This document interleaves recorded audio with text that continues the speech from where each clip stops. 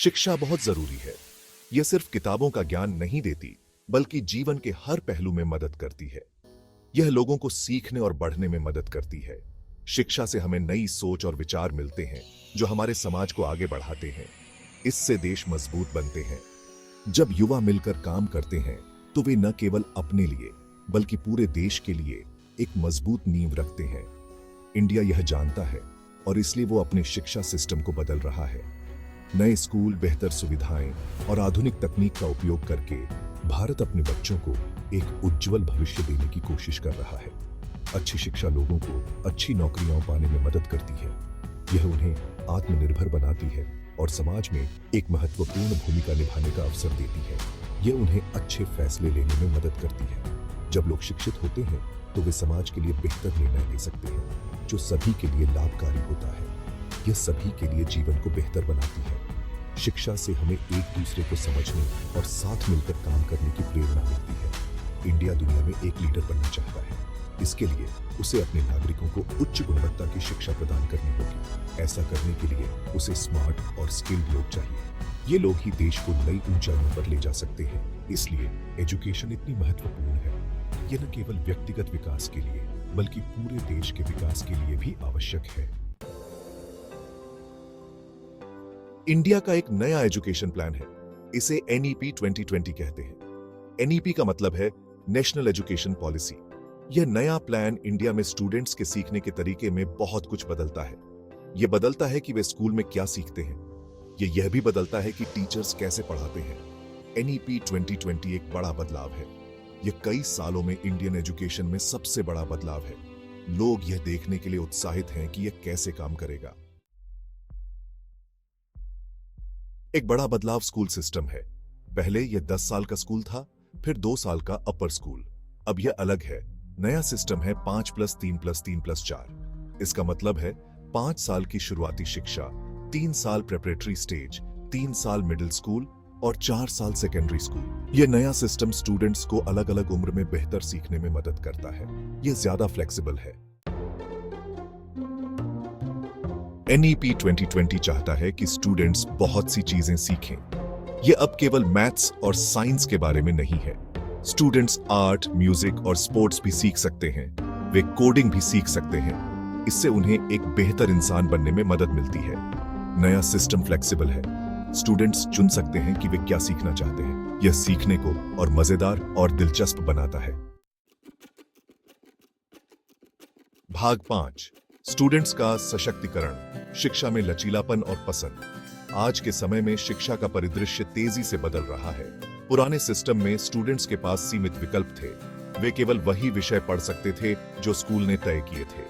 अब उनके पास अधिक आजादी है। वे विभिन्न शैक्षिक अवसरों का पता लगा सकते हैं और अपने भविष्य के लिए बेहतर निर्णय ले सकते हैं। वे अपने पसंद के विषय चुन सकते हैं।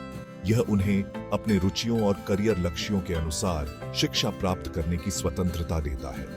वे अपनी गति से सीख सकते हैं। यह उन्हें बिना किसी दबाव के अपनी समझ और ज्ञान को गहराई से विकसित करने का मौका देता है। इससे उन्हें अपनी ताकत पर ध्यान केंद्रित करने में मदद मिलती है।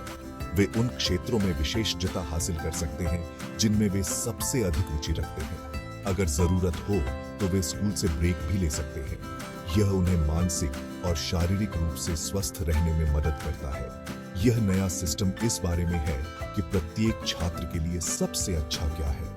यह व्यक्तिगत आवश्यकताओं और क्षमताओं को ध्यान में रखकर बनाया गया है। यह सभी को सफल बनाने में मदद करने के बारे में है। यह सुनिश्चित करता है कि हर छात्र को समान अवसर मिले और वे अपने सपनों को साकार कर सकें। भाग 6, शिक्षक की भूमिका, NEP 2020 के साथ विकसित होना। यह एक नई दिशा में कदम बढ़ाने जैसा है। NEP 2020 में टीचर्स बहुत महत्वपूर्ण हैं। वे शिक्षा के केंद्र में हैं। उनका काम भी बदल रहा है। अब उन्हें सिर्फ पढ़ाना नहीं, बल्कि मार्गदर्शन भी करना है। उन्हें पढ़ाने के नए तरीके सीखने की जरूरत है। इन तरीकों में क्रिएटिविटी और इनोवेशन शामिल है। उन्हें टेक्नोलॉजी का ज्यादा इस्तेमाल करने की जरूरत है। इससे लर्निंग एक्सपीरियंस और भी बेहतर होगा। उन्हें स्टूडेंट्स को उनकी रुचियों का पता लगाने में मदद करने की जरूरत है। यह उन्हें अपने भविष्य के लिए तैयार करेगा। यह एक बड़ी चुनौती है, लेकिन साथ ही रोमांचक भी। हर दिन कुछ नया सीखने का मौका मिलता है। टीचर्स को ज्यादा सपोर्ट मिल रहा है, ज्यादा ट्रेनिंग प्रोग्राम होंगे। ये प्रोग्राम उन्हें नई स्किल्स सिखाएंगे। इससे उन्हें नए सिस्टम के अनुकूल होने में मदद मिलेगी। यह बदलाव शिक्षा के भविष्य को और उज्जवल बनाएगा। टीचर्स एक दूसरे के साथ मिलकर काम कर रहे हैं।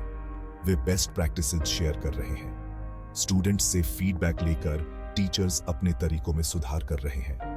यह एक निरंतर प्रक्रिया है। क्लासरूम में छोटी छोटी सफलताओं का जश्न मनाना भी महत्वपूर्ण है। यह उन्हें प्रेरित करता है। टीचर्स एक उज्जवल भविष्य की कल्पना कर रहे हैं। एनईपी 2020 के साथ यह सपना साकार हो सकता है। भाग 7 अवसर और बाधाएं, बदलाव को नेविगेट करना। एनईपी 2020 में बहुत सी अच्छी चीजें हैं। यह सीखने को और मजेदार और प्रासंगिक बनाता है। यह स्टूडेंट्स को भविष्य के लिए तैयार करता है, लेकिन चुनौतियां भी हैं। कुछ लोग लागत को लेकर चिंतित हैं। दूसरे इस बात को लेकर चिंतित हैं कि टीचर्स तैयार हैं या नहीं। बदलाव हमेशा कठिन होता है, लेकिन इंडिया इस नए सिस्टम को सफल बनाने के लिए कड़ी मेहनत कर रहा है। भाग 8 भविष्य को आकार देना। एनईपी 2020 और भारत का शैक्षिक परिदृश्य। एनईपी 2020 इंडिया के लिए एक बड़ा कदम है। इसमें शिक्षा को बदलने की क्षमता है। यह इंडिया को एक ज्ञान महाशक्ति बनने में मदद कर सकता है। इसका पूरा प्रभाव देखने में समय लगेगा, लेकिन लक्ष्य स्पष्ट है। इंडिया में हर बच्चे को बेहतरीन शिक्षा देना। इंडिया का भविष्य उज्जवल है। एनईपी 2020 के साथ वह उस उज्जवल भविष्य की ओर एक बड़ा कदम उठा रहा है।